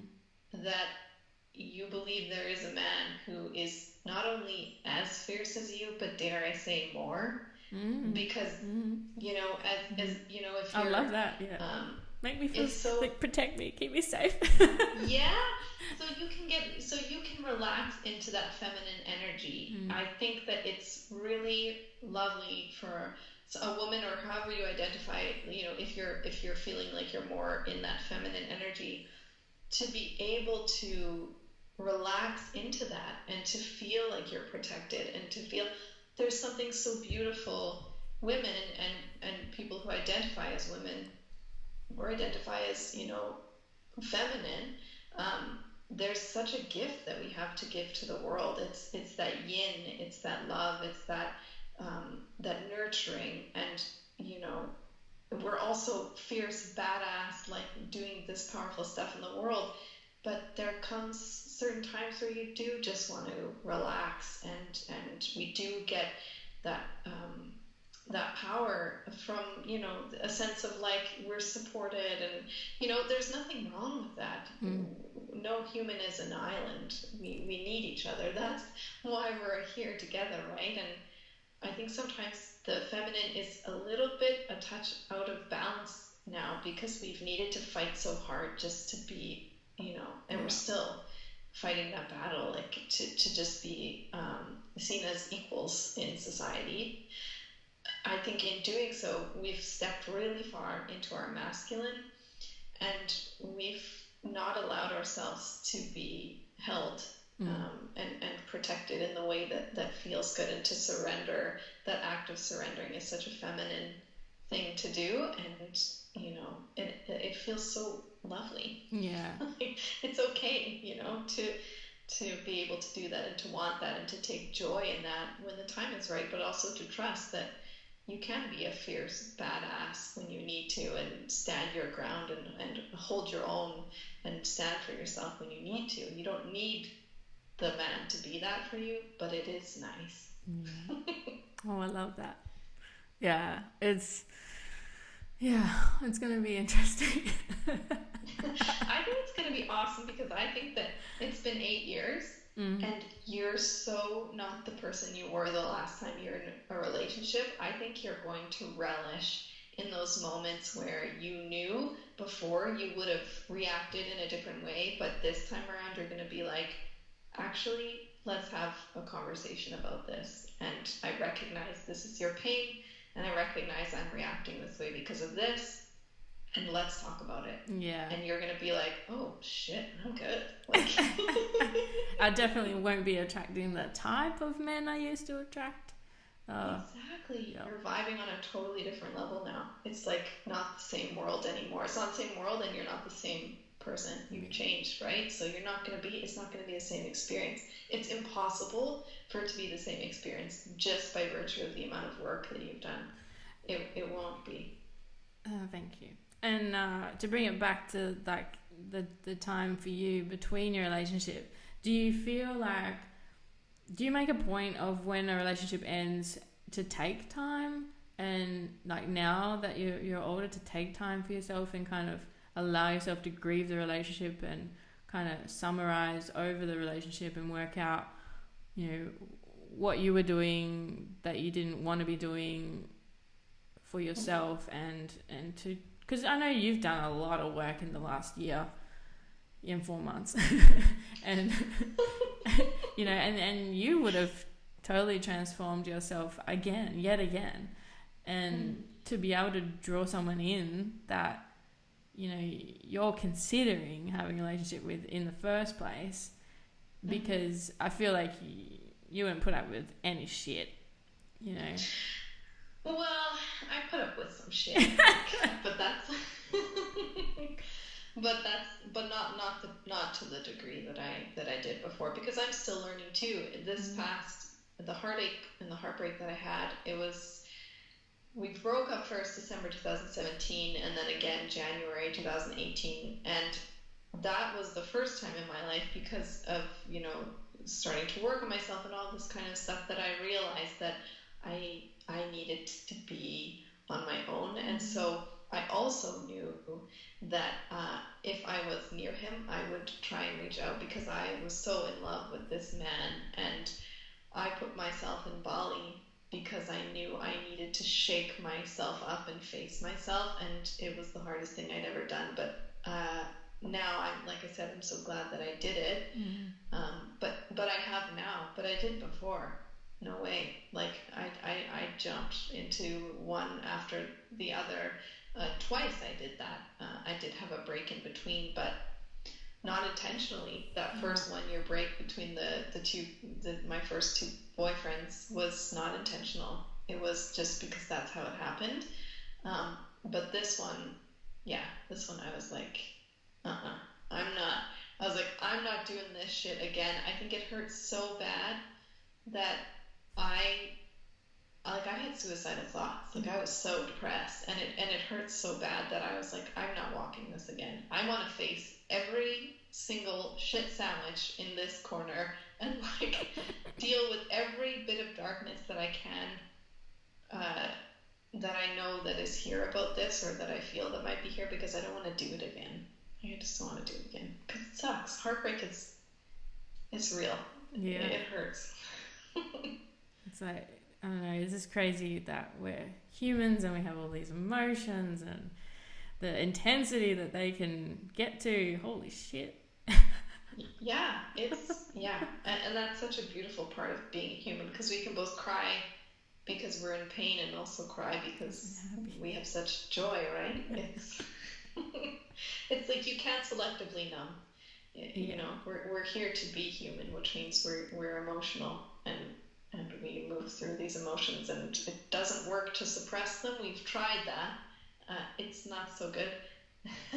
But yeah, you're right. Humans are messy. Well, is there anything that you want to say? Have you got any courses going yet, or and where to find your podcast and your Instagram? Yeah, the only thing I would say, the first thing I would say is, like, you're great, and you're lovely. Like, in case no one has acknowledged you in a while. Oh, thank you. You're awesome, and you're very good at this. Is an absolute pleasure, and I really, really enjoy talking to you. But I knew that was going to be the case, because I knew that when you were messaging me. Yeah, and I mean, I don't like to push things on people at all. So, if people find me and they find something that resonates, that's awesome. And if they do want to, I do sessions now. Like one-on-one, 50 minutes, and they're over Zoom, so they're in person, and I call them rebel reflection sessions, because it's not about me telling you what's up. It's about me seeing you, because I have a knack for seeing people and their soul self, and reminding you of who the fuck you are. But again, I'm not here because of that, and it's only if it resonates. It's not like I know, but I just buy my shit kind of thing. No, but like people listening, if they hear what I hear, they're gonna want more of KDB.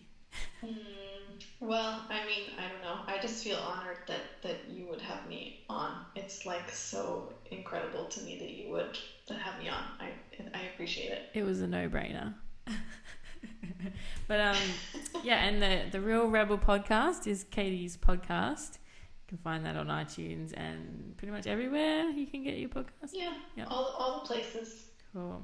And the Instagram, Real Rebel Podcast.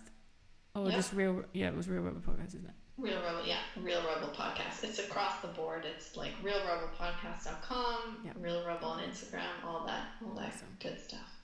Oh, thank you so much for coming. And It was my pleasure. Yeah. Thanks for having me.